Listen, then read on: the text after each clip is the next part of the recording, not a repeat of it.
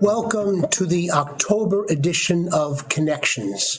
As always, we begin in prayer, and I ask on this occasion that we begin with a moment of silent prayer.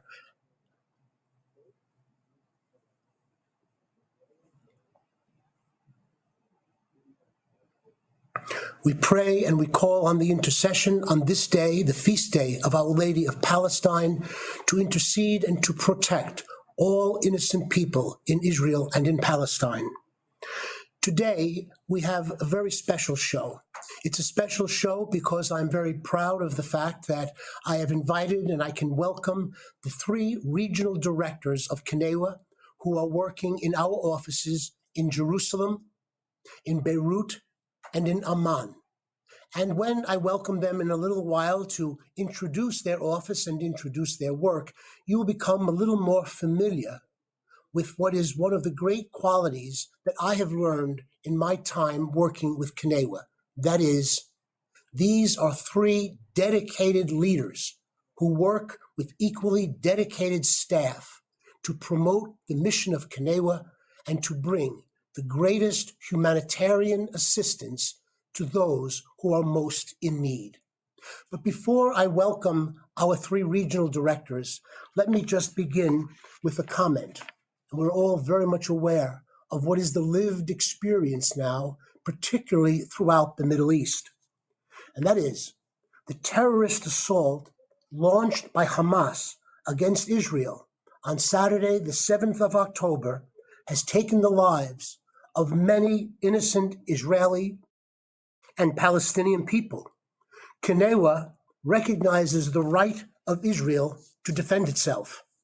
We hope and pray for the immediate release of all hostages.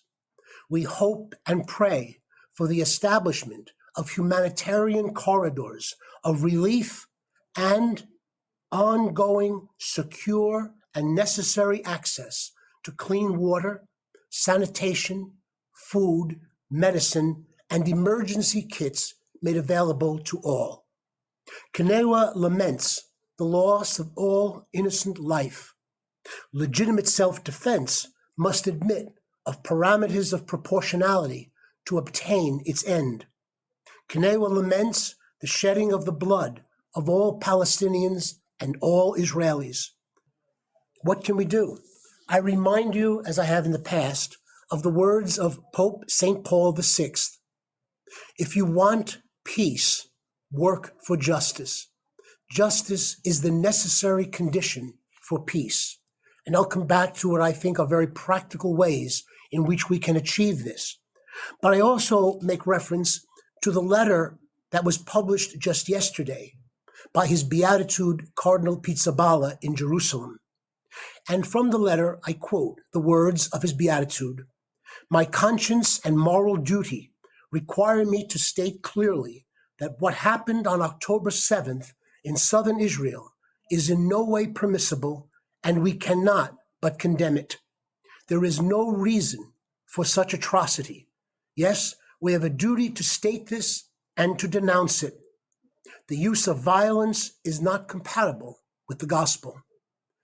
And his Beatitude went on, "The same conscience, however, leads me to state with equal clarity that this new cycle of violence has brought to Gaza over 5,000 deaths, including many women and children, tens of thousands of wounded, neighborhoods razed to the ground, lack of medicine, lack of water, and so this too we must denounce." Let me now turn to really the special reason for this meeting on this October edition of Connections, and that is to introduce you, yes, to introduce you to our outstanding regional directors who, as I said at the beginning, work together with the outstanding team and staff that we have in each of those offices. Our guests then this evening are Joseph Hazboun, the director of our office in Jerusalem, Michel Constantin, the director of our office in Beirut, and Ra'ed Bahou, the director of our office in Amman. I'd like to begin with Joseph Hazboun. Joseph, thank you so much for giving the time to those who view this edition of of connections. May I invite you to share with our viewers the work that is done by our office in Jerusalem under your leadership. Joseph? Thank you, Monsignor. The Jerusalem office, since its establishment, has been entrusted to support relief and development work in Israel and in Palestine, which includes Jerusalem, the West Bank, and Gaza. This work has enabled us over the years to build a network of partner institutions that are active in the field of health, education, social service, as well as youth institutions, and providing healthcare support programs, equipment, rehabilitation. This has enabled us to build trust with a number of local partners in every location. And I believe for this reason, we were contacted as soon as the cycle of violence started again in Gaza, requesting support and relief.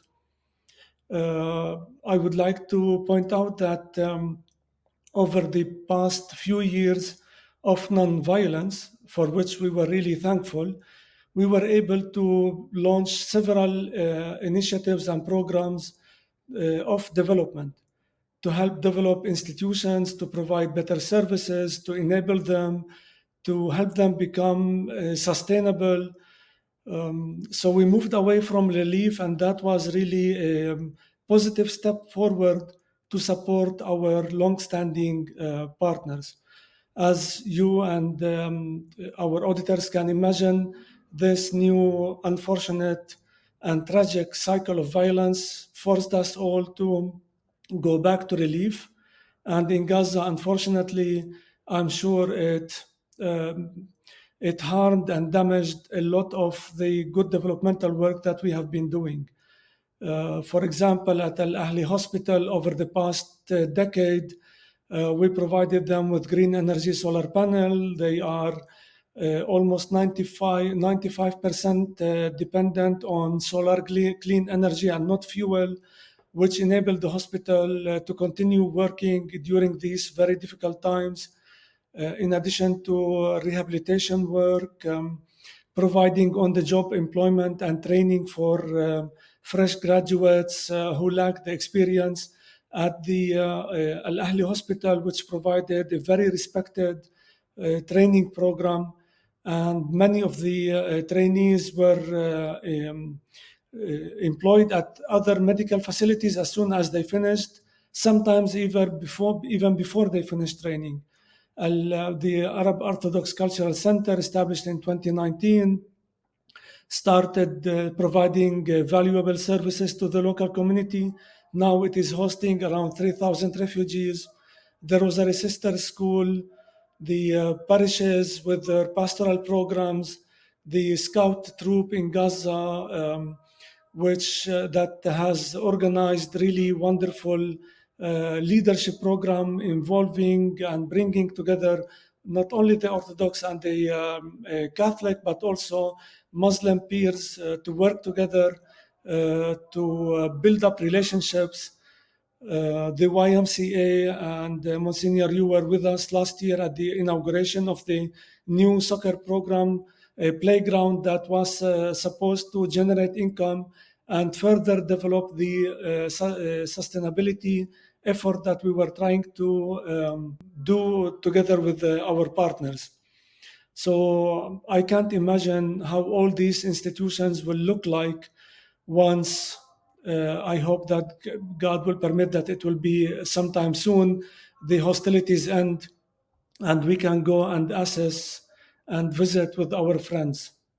Joseph, thank you very much. And yes, I do remember being with you in June of 2022 in that visit to Gaza and to those projects. And I thank you for that accompaniment.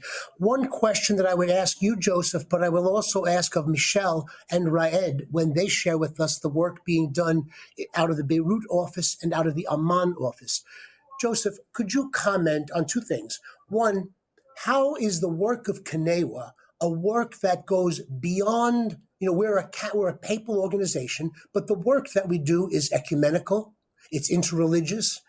We work with the different faiths, whether it's in Jerusalem, in parts of Israel, up in Haifa, in West Bank. So how is it really ecumenical? How is it interfaith in terms of its work, number one? And then number two, I think many of our viewers who are also very generous donors, would just like to know, how is it that CNEWA, and one of the great qualities that you all do, because I know and I've been there, is you have follow-up. Because we are offices on the ground, we can get back to places to see how things are going. So could you just briefly comment on those two areas, Joseph? Sure. Our office in Jerusalem works with variety of institutions, not only Christian-based organizations, but also Muslim and non-Muslim. Our institutions, generally speaking, they serve a variety of beneficiaries. The schools, for example, they provide education in Palestine to both Muslims and Christians. In some areas, like in Gaza, they serve a majority of Muslims. In Israel, they serve Muslims, Christians, and Jews. The same applies for the health sector, where services are provided without discrimination. In addition, our work also involves the various Christian denominations, bringing them together, whether at schools, whether through the leadership program with the Scouts, whether it is at hospitals or at educational institutes, but also at social service institutions like the Creche in Bethlehem or the health, like the Near East Council of Churches, mother and child clinics in Gaza that provide services to the needy without any form of discrimination. The same applies for Al Ahli in a hospital in Gaza. The same applies for the French hospital in Nazareth. So service is provided based on need, not creed.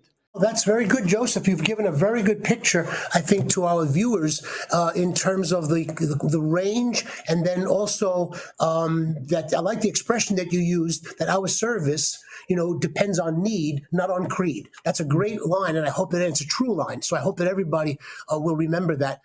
Could I just turn for a moment to Michel? And Michel, could you share with our viewers, the work that is done out of the Beirut office? And again, as Joseph did, let us know and let them know how that work really is ecumenical and interfaith.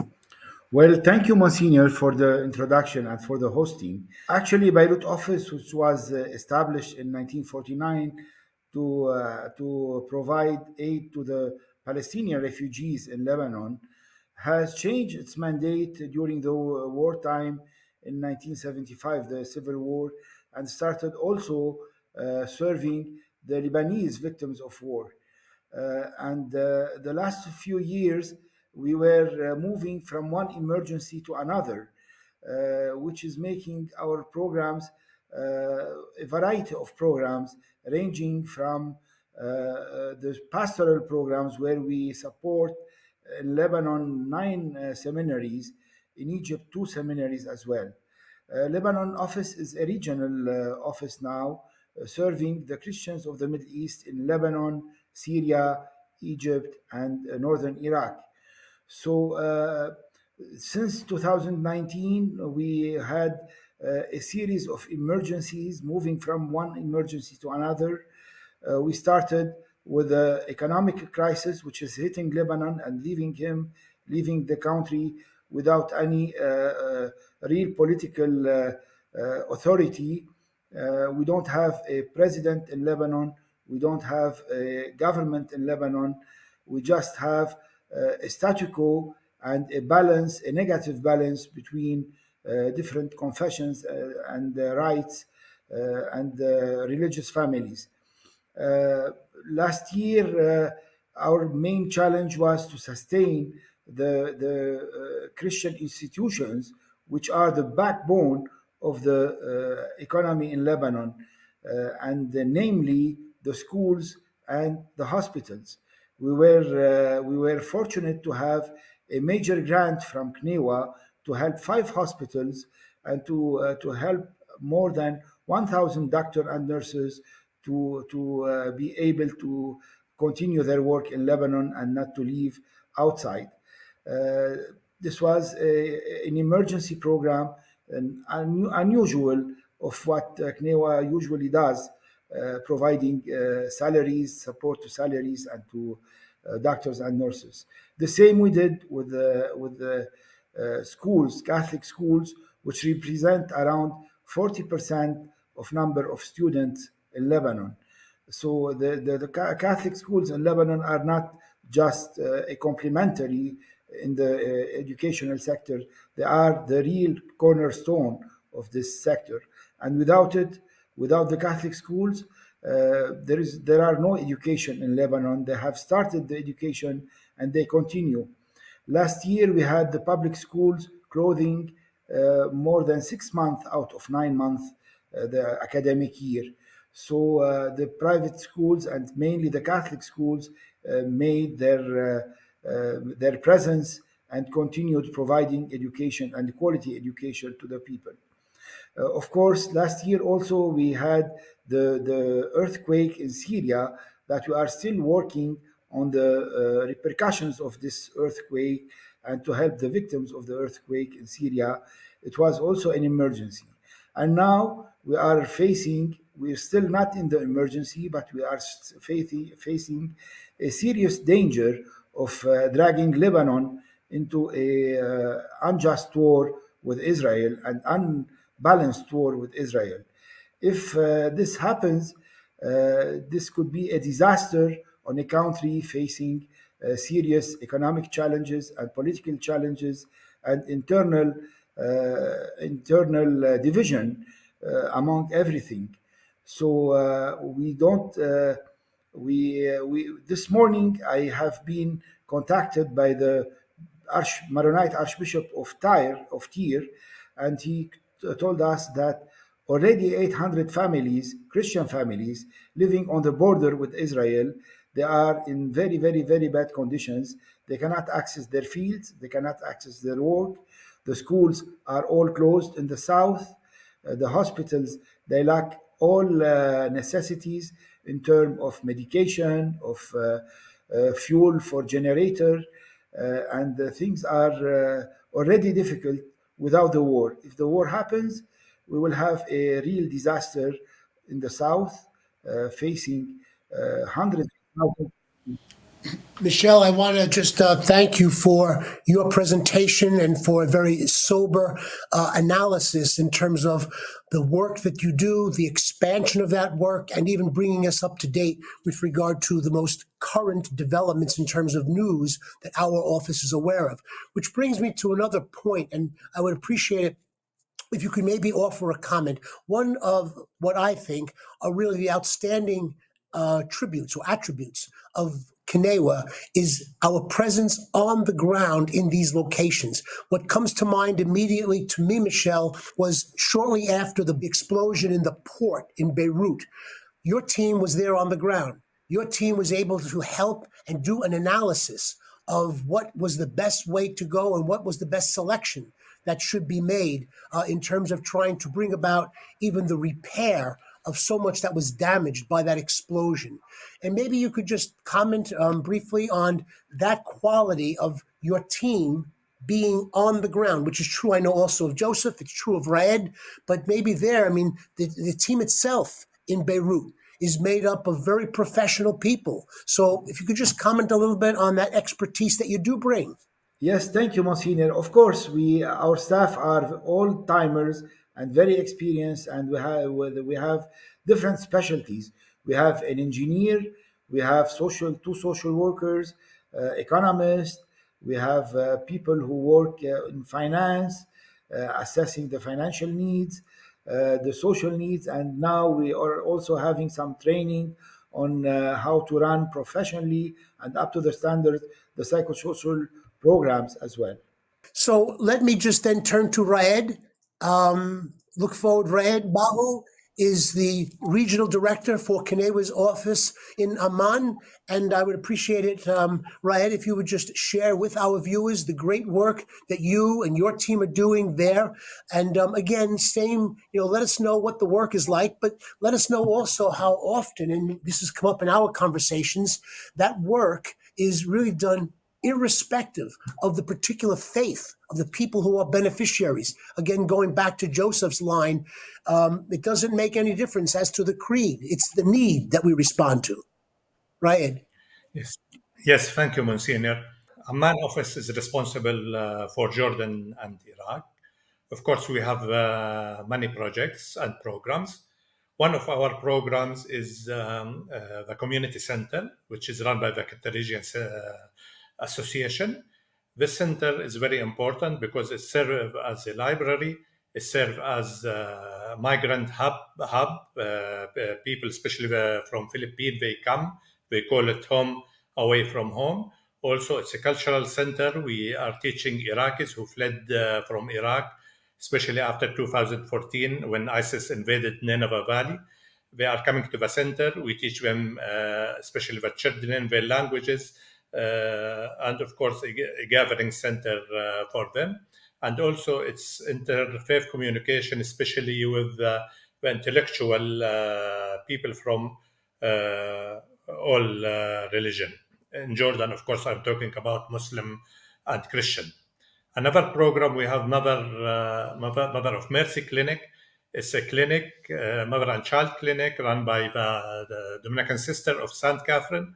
They are our partner also in Iraq. They helped us in Iraq during the war in 1991, 2003, and 2014. This clinic serves around 16,000 patients a year.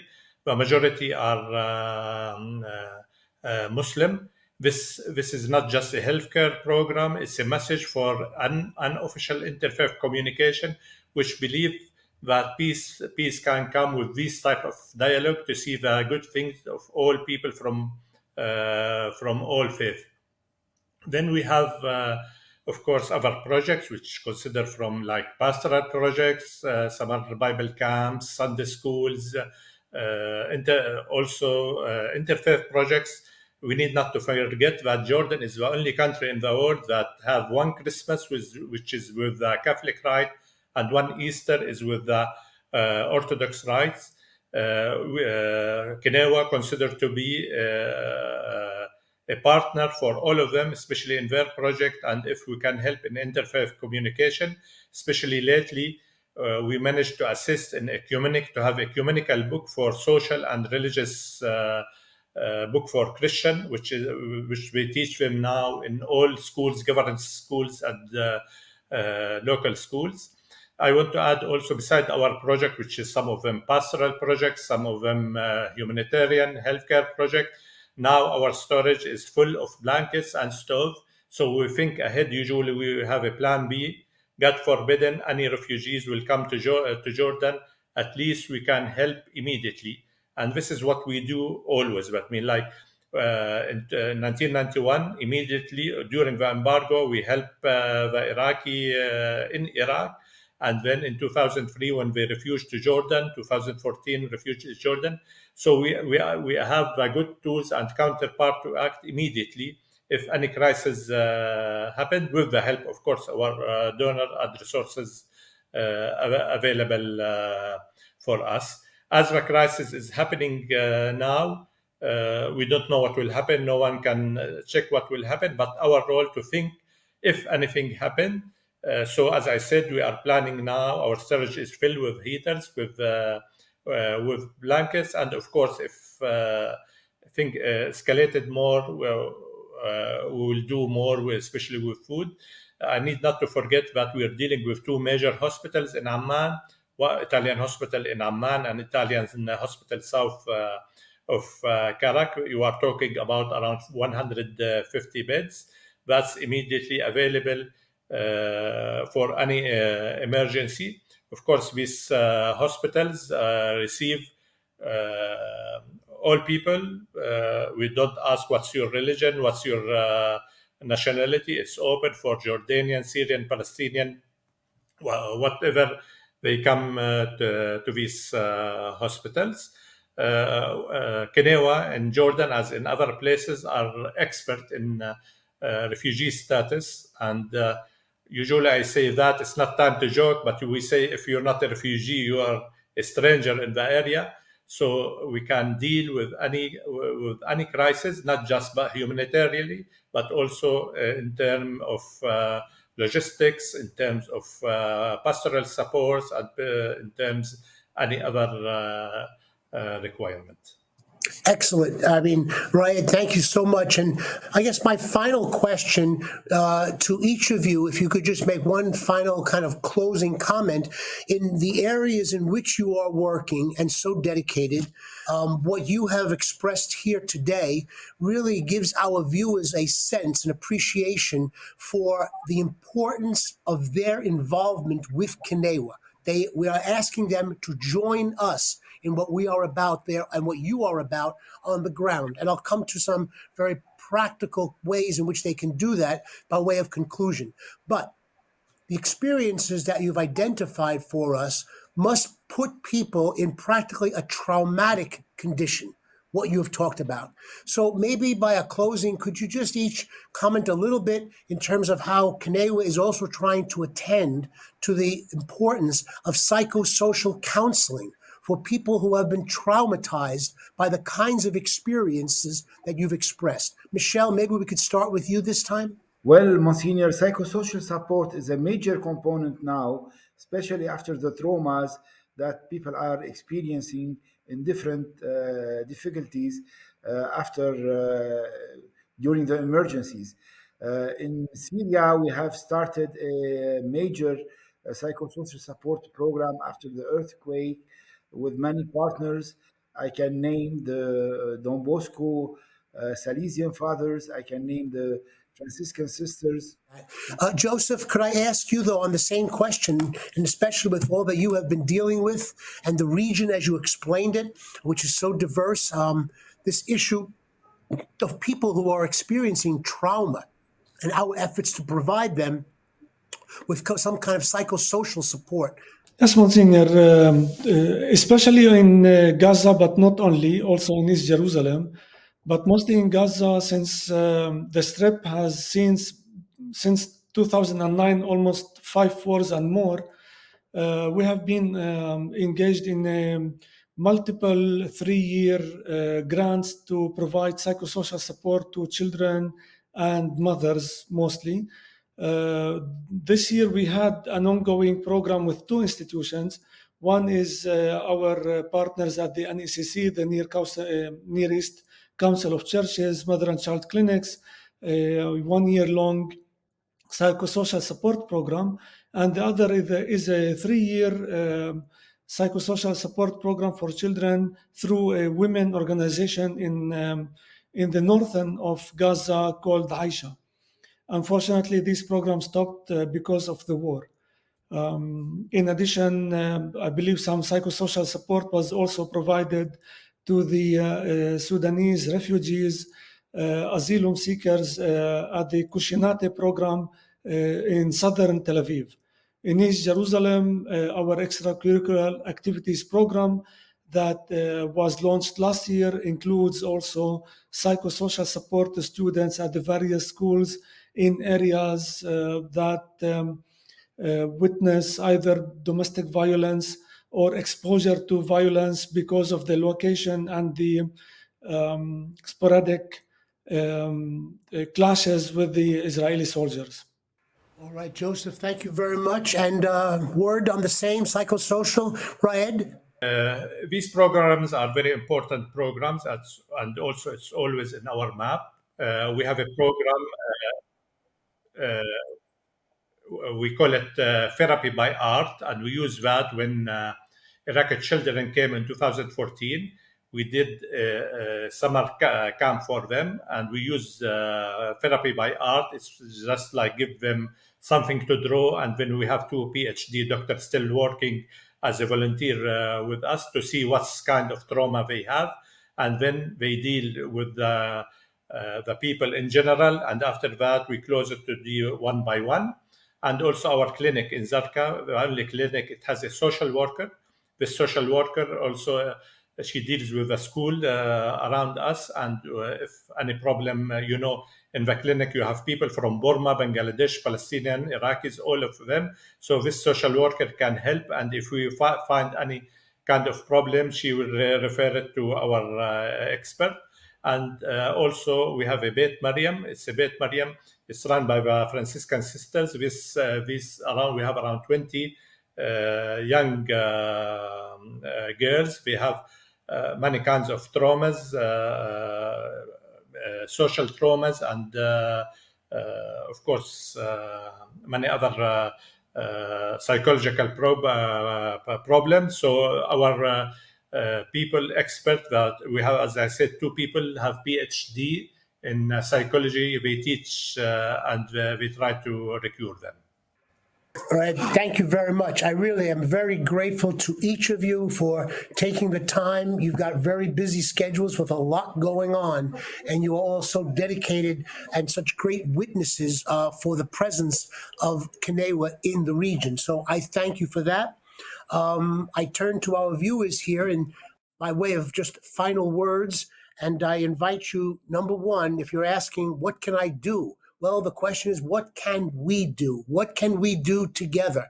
What can we do to accompany the work that is being done on the ground by Joseph and the office in Jerusalem, by Michel and the office in Beirut, and by Ra'ed in the office in Amman? What can we do? And as I say each time, the first thing we can do is to pray. Prayer is the most powerful instrument that we have. And that is something to which, of course, Pope Francis has now called us for a very special day of prayer and of fasting. And it's going to be on this coming Friday, October 27th. So I invite all of our viewers on Friday, October 27th, to join in this global, worldwide invitation to join Pope Francis and all of us to be joined together of all faiths, to pray that when we are praying here for justice and peace that have come into this particular region. We pray for justice and peace that also we are reminded of those martyred in Ukraine. We pray there for justice and peace. We pray for those ethnic Armenians who were forced from the region of Nagorno-Karabakh. We pray for justice and peace to come to those people. I invite you, pray the rosary for world peace. Join us, the CNEWA team, the CNEWA family, in prayer. Second, please remain informed, whether you're listening to your favorite Catholic radio program, reading your Catholic magazine or newspaper, or, and especially, coming to the CNEWA website. Come to the CNEWA website and see our blog for updates in terms of the work of CNEWA, and please consider joining us in bringing relief to the people who are most in need. Finally, of course, and along those lines, is that we have launched now an emergency relief fund. So I ask you to be able to look to us, look to CNEWA, read the website, come to the web and see how you can be involved with us through prayer, being informed, and participation in our emergency relief fund. I want, again, to express my gratitude to Joseph, and express my gratitude to Michel and to Ra'ed. And in addition to them, as always, those who make this program possible, right here in the CNEWA studio in New York City. I thank Tim McCarthy for his leadership as our overreaching producer. And I also want to thank Nelson Salcedo, who makes such deliberate efforts to make sure that everything here in the studio is ready when we are ready to start. And of course, finally, the show would not be possible without Nick Lopez. So we've got a great team in here in New York. And we were especially blessed on this occasion by being able to have some small encounter with our great leaders, Joseph, Michel, and Ra'ed. But most importantly, I thank you. I thank you, the viewers. I thank you, the donors, for the generosity that you give to us in the ways in which, through prayer, being informed, and donations to us, you really are accompanying CNEWA. You're joining us as we try to reach out to those who are suffering the greatest and in most need of your help. Thank you, and God bless you.